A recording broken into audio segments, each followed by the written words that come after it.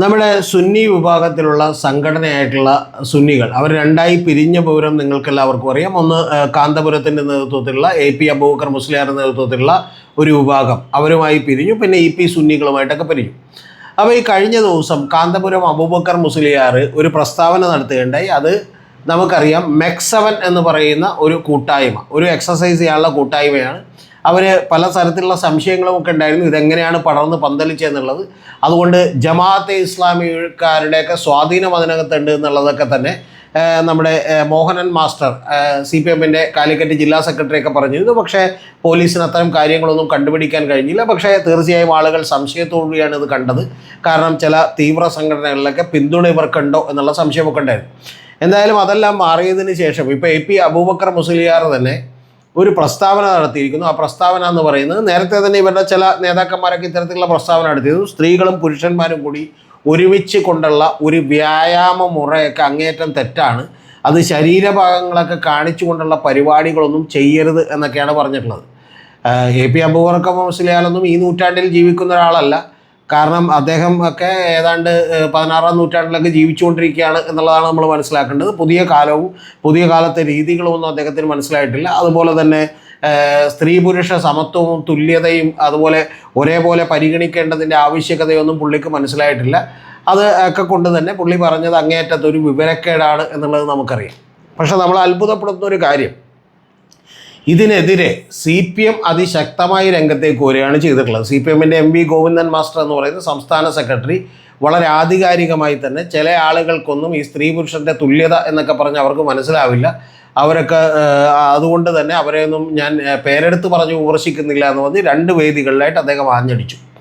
ഇത് ഒരു കാര്യം നമുക്ക് പറയാതെ വയ്യ, വളരെ കൃത്യമായി പറഞ്ഞാൽ ഇത് MV ഗോവിന്ദൻ മാസ്റ്റർ പറയുന്നത് ശരിയാണ്, 100% ശരിയാണ്, നമ്മൾ പിന്തുണക്കേണ്ട കാര്യമാണ്. അതുപോലെ AP അബൂബക്കർ മുസ്ലിയാർ പറയുന്നത് അങ്ങേയറ്റം തെറ്റുമായിട്ടുള്ള ഒരു കാര്യമാണ് എന്നുള്ള കാര്യത്തിൽ ഒരു സംശയവുമില്ല. അതിൻ്റെ കാരണം AP അബൂബക്കർ മുസ്ലിയാരൊക്കെ പറയുന്നത് മതശാസനകളനുസരിച്ച് വേണം അവർ ജീവിക്കാൻ എന്നൊക്കെ ഉള്ളതാണ്.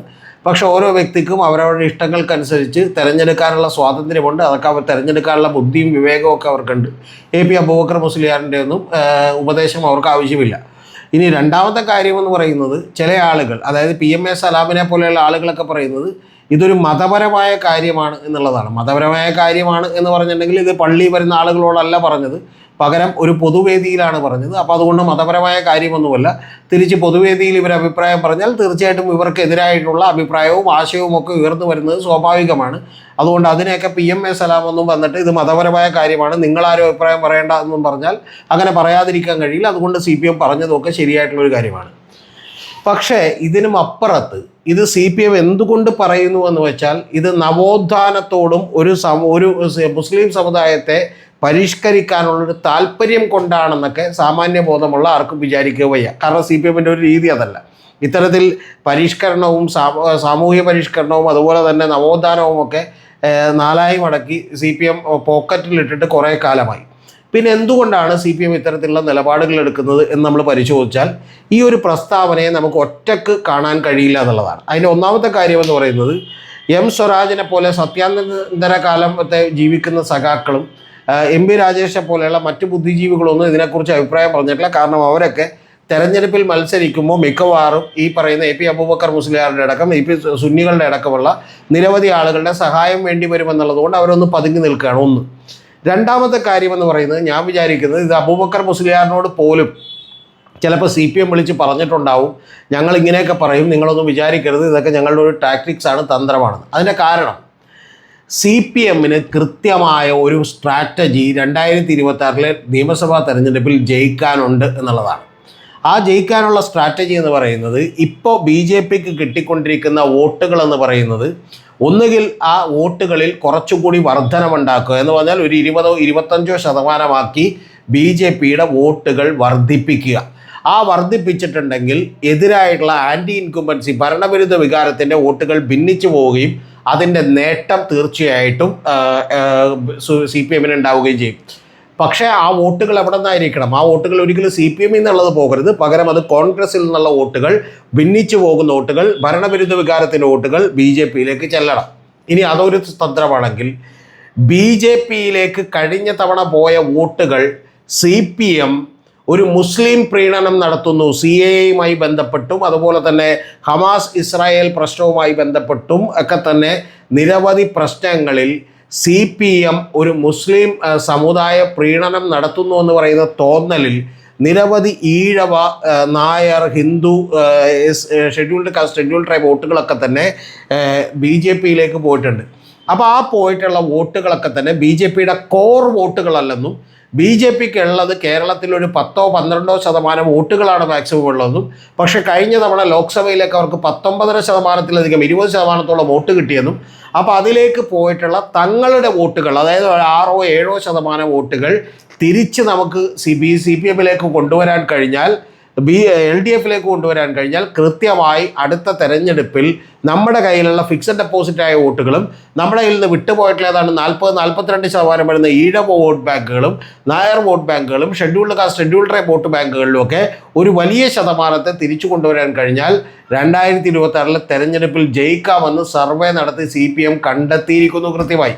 അപ്പോൾ അതുകൊണ്ട് നേരത്തെ പറഞ്ഞ പോലെ കോൺഗ്രസിൽ നിന്നുള്ള കുറച്ച് വോട്ടുകൾ ഒന്നുകിൽ അത് ഭിന്നിച്ച് നേരെ BJPയിലേക്ക് പോവുകയും BJPക്ക് ലോക്സഭയിലേക്ക് കിട്ടിയ വോട്ടുകളിൽ ഒരു 6-7% നമുക്ക് കിട്ടുകയും ചെയ്യണം എന്നാണ് വിചാരിക്കുന്നത്. അങ്ങനെ ചെയ്താൽ ചേലക്കരയിലൊക്കെ സംഭവിച്ചതുപോലെ ചിലപ്പോൾ ഭൂരിപക്ഷത്തിൽ ഇത്തിരി കുറവുണ്ടെങ്കിൽ പോലും വേണമെങ്കിൽ അവിടെ ജയിക്കാം എന്നുള്ളത് കൃത്യമായി CPMന് മനസ്സിലായിരിക്കുന്നു.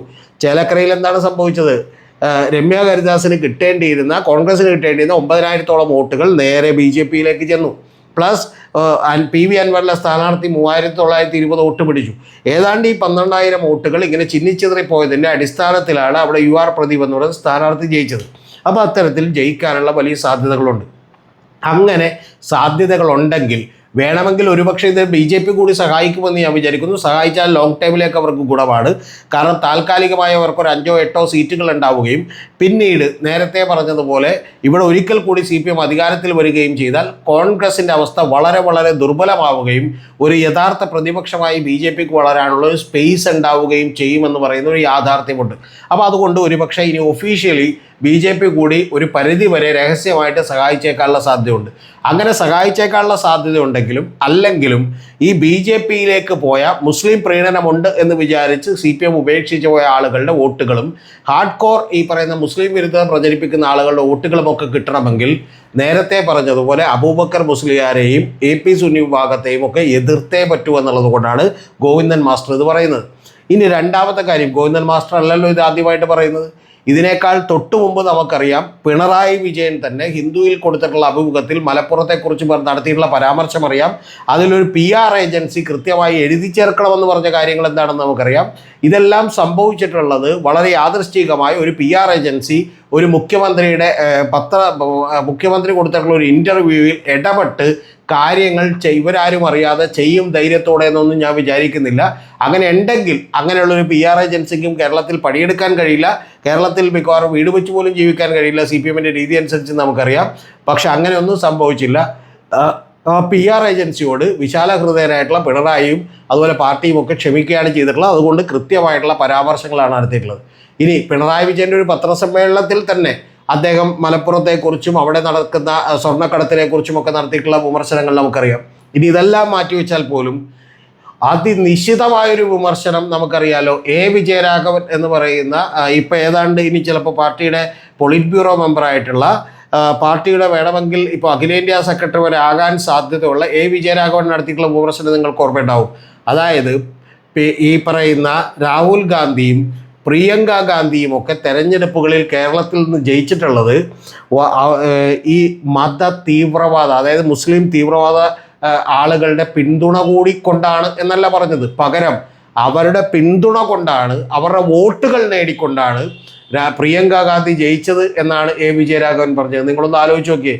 നമുക്കറിയാമല്ലോ ഇവിടുത്തെ ജമാഅത്തെ ഇസ്ലാമിക്കാരാണെങ്കിലും PFIക്കാരാണെങ്കിലും അവർ പോലും അവകാശപ്പെടില്ല അവരുടെ വോട്ട് കൊണ്ടാണ് പ്രിയങ്ക ഗാന്ധി ജയിച്ചതെന്ന്. കാരണം പ്രിയങ്ക ഗാന്ധിക്ക് 4 ലക്ഷത്തിലധികം ഭൂരിപക്ഷമുണ്ട്. കിട്ടിയ വോട്ടുകളിൽ ഏതാണ്ട് 60-65% കൂടുതൽ അവർക്കാണ് കിട്ടിയത്. അതുകൊണ്ട് അത്രയും വോട്ടുകളൊന്നും ഈ പറയുന്ന തീവ്രവാദക്കാർക്കോ അല്ലെങ്കിൽ അവരെ അനുകൂലിക്കുന്നവർക്കോ ഒന്നും ഇല്ലെന്ന് നമുക്ക് കൃത്യമായിട്ട് അറിയാം. പക്ഷെ എന്നിട്ട് പോലും വിജയരാഘവൻ പറയുന്നത് അവരുടെ കൂടി പിന്തുണ കൊണ്ടാണ് എന്ന് പോലുമല്ല, പകരം അത്തരത്തിലുള്ള തീവ്രവാദ ശക്തികളെല്ലാം കോൺഗ്രസിനെ പിന്തുണച്ചത് കൊണ്ടാണ്, അല്ലെങ്കിൽ അവരുടെ വോട്ട് കൊണ്ട് മാത്രമാണ് പ്രിയങ്ക ഗാന്ധി ജയിക്കുമായിരുന്നത്. അല്ലെങ്കിൽ പ്രിയങ്ക ഗാന്ധിയോ രാഹുൽ ഗാന്ധിയോ ഒക്കെ കേരളത്തിൽ വയനാട് തോറ്റുപോയനെ എന്നാണ് എ വിജയരാഘവൻ പ്രസംഗിക്കുമ്പോൾ നമുക്ക് തോന്നുക. ഇനി ഇവിടെയും നിന്നില്ല.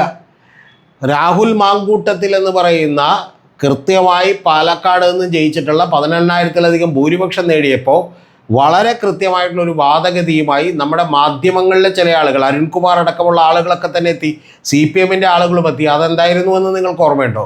കാരണം വർഗീയ ശക്തികളുടെ വിജയമാണ് എന്നാണ് പറഞ്ഞത്. എന്ന് പറഞ്ഞാൽ പോപ്പുലർ ഫ്രണ്ട് ഓഫ് ഇന്ത്യയും SDP-യെയും ജമാഅത്തെ ഇസ്ലാമിയും പോലെയുള്ള സംഘടനകളെല്ലാം തന്നെ കൃത്യമായിട്ട് UDF-നെ സഹായിച്ചു. അതുകൊണ്ടാണ് UDF അവിടെ ജയിച്ചത്. അല്ലെങ്കിൽ ഒരുപക്ഷെ തോൽക്കുമായിരുന്നു എന്നാണ് പറയുന്നത്. ഈ SDP-ക്കൊക്കെ അവിടെ എത്ര വോട്ടുണ്ടെന്ന് നമുക്ക് കൃത്യമായിട്ട് അറിയാം. അവിടെ ജമാഅത്തെ ഇസ്ലാമിക്കാർക്ക് 1% പോലും വോട്ടില്ലെന്ന് നമുക്കറിയാം. ഇനി ഇതെല്ലാം പോട്ടെ, ഇത് കൂടാതെ PDP എന്ന് പറയുന്ന ഒരു സംഘടന, അത് CPM-നെയും LDF-നെയും ഒക്കെ സപ്പോർട്ട് ചെയ്തിരുന്നു. അപ്പോൾ ആ LDF-നെ സപ്പോർട്ട് ചെയ്ത സംഘടനയെക്കുറിച്ച് ചോദിക്കുമ്പോൾ ന്യായീകരണ തൊഴിലാളികളുടെ നേതാവായിട്ടുള്ള അരുൺകുമാർ റിപ്പോർട്ടർ ചാനൽ എന്ന് പറയുന്നത് അവർക്ക് 100-150 വോട്ടുണ്ടാകുമെന്നാണ്. അപ്പോൾ 150 വോട്ടുണ്ടെങ്കിൽ അത് കുഴപ്പമില്ല. ഇനി 150 വോട്ടിൽ കൂടുതലാണെങ്കിൽ വർഗീയ ശക്തികളെ വോട്ട് മേടിക്കാൻ പാടില്ലെന്ന് വല്ല നിയമമുണ്ടോ? അപ്പം ഞാൻ പറഞ്ഞു വന്നത്, ഇത്തരത്തിൽ കൃത്യമായ പ്രചരണത്തിന് CPM തുടക്കമിട്ടിരിക്കുന്നു. നേരത്തെ നടത്തുന്ന CAA-യും അതുപോലെ ഹമാസ് ഇസ്രായേൽ പോരാട്ടത്തിൽ ഹമാസ് പോരാളികൾക്കൊപ്പം നിൽക്കലും ഒക്കെ കൊണ്ട് കാര്യമില്ലെന്നും, ഇനി നഷ്ടപ്പെട്ടു പോയ ഹിന്ദു വോട്ടുകളിൽ ഒരു 7-8% തിരിച്ചു വന്നാൽ മാത്രമേ 2026 ജയിക്കാൻ കഴിയുമെന്നും, ഇനി അതിന് BJP സഹായിക്കണമെങ്കിൽ പോലും അതിനൊരു പരിസരം ഒരുക്കുകയും ഒരു ആശയ പരിസരം ഒരുക്കുകയും ചെയ്യേണ്ട ഒരു കാര്യമുണ്ടെന്നും, ആ ആശയ പരിസരത്തോട് അവരുടെ സാധാരണക്കാരായ അണികൾക്ക് താല്പര്യം തോന്നുകയും CPM-ന് തന്നെ വോട്ട് ചെയ്യാനോ LDF-ന് വോട്ട് ചെയ്യാനുള്ള ഒരു റിലക്റ്റൻസി, വൈമുഖ്യം ഇല്ലാതിരിക്കുകയും ചെയ്യേണ്ട ഒരാശയ പരിസരം ഒരുക്കുന്നതിന് വേണ്ടിയാണ് ഇവർ ഈ പണികളെല്ലാം നടത്തിക്കൊണ്ടിരിക്കുന്നത്.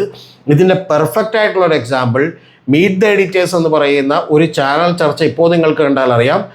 RSSന് BJP എഴുതി കൊടുക്കുന്ന വാചകങ്ങൾ വാതോരാതെ കൃത്യമായ ഒരു ജിഹ്വയായി മാറിയിട്ടുള്ള സുജയ പാർവതി പോലും പിണറായി വിജയനെ ന്യായീകരിക്കുകയും അദ്ദേഹം വളരെ നല്ല ഭരണാധികാരിയാണെന്ന് പറയുകയും ചെയ്യുന്ന കാഴ്ചകൾ കൊണ്ട് തന്നെ നമുക്ക് 100% ഉറപ്പാണ് ഇത്തരത്തിലുള്ള ഒരു ഡീൽ അവർ ഉണ്ടാക്കിയിരിക്കുന്നു. അല്ലെങ്കിൽ ആ ഡീൽ ഉണ്ടാക്കുമ്പോൾ അതിനെ സഹായിക്കാനുള്ള ഒരു പരിസരം, കൃത്യമായി ആശയ പരിസരം ഉണ്ടാക്കാനുള്ള പ്രയത്നമാണ് ഈ പറയുന്ന നമ്മുടെ ഗോവിന്ദൻ മാഷും അതുപോലെയുള്ള ആളുകളും വിജയരാഘവനെ പോലെയുള്ള ആളുകളും ഒക്കെ തന്നെ ചെയ്തുകൊണ്ടിരിക്കുന്നത് എന്നുള്ളത് നിങ്ങൾ മറന്നുകൂടാ. ഇതേപോലൊരു പരിസരം സൃഷ്ടിക്കലാണ് തൃശ്ശൂർ പൂരം കലക്കിക്കൊണ്ട്, അതുപോലെ തന്നെ മറ്റു പല പ്രശ്നങ്ങൾ ഉണ്ടാക്കിക്കൊണ്ട് തൃശ്ശൂർ സീറ്റ് സുരേഷ് ഗോപിക്ക് കൊടുത്തത്. ഇത്തരത്തിലൊരു ഡീല് 2004 ഈ PM ഇസ്മായിൽ എന്നെ മത്സരിപ്പിച്ചുകൊണ്ട്, ക്രിസ്ത്യൻ മജോറിറ്റി പ്രദേശത്ത് ഒരു മുസ്ലിമിനെ മത്സരിപ്പിച്ചുകൊണ്ട് PC തോമസിനെ NDAക്ക് വേണ്ടി ജയിപ്പിച്ചു കൊടുത്തതാണെന്നും, നിങ്ങൾ ധൈര്യമായി നോക്കിയിരുന്നോളൂ എന്ന് ദല്ലാൽ നന്ദകുമാർ നമ്മളോട് പറഞ്ഞത് നമ്മൾ മറന്നു പോകരുത്. തൃശ്ശൂരിൽ ജയിക്കുമെന്നും ലാവ്ലിൻ കേസടക്കമുള്ള കേസുകൾ ഇല്ലാതാകുമെന്നും അദ്ദേഹം പറഞ്ഞത് കൂടി നിങ്ങൾ ഓർക്കുന്നത് നന്നായിരിക്കും. അത്തരത്തിൽ 2026 ഒരു ഡീലിലേക്ക് എത്തിയിരിക്കുന്നു. അല്ലെങ്കിൽ ഈ പോയ വോട്ടുകൾ തിരിച്ചു കൊണ്ടുവരാൻ CPM തീരുമാനിച്ചിരിക്കുന്നു. ഇത് രണ്ടും ഒരുപോലെ സംഭവിച്ചിരിക്കുന്നു എന്നുള്ളതാണ് യാഥാർത്ഥ്യം. അതുകൊണ്ടാണ് AP അബൂബക്കർ മുസ്ലിയാരെ കൃത്യമായി നമ്മുടെ ഗോവിന്ദൻ മാഷ് എതിർക്കുന്നതും, അതുപോലെ തന്നെ അതിന് ചുവട് പിടിച്ചുകൊണ്ട് മറ്റു വലിയ നേതാക്കന്മാർ വിജയരാഘവനെ പോലെയുള്ള ആളുകൾ പ്രസ്താവന നടത്തുന്നു.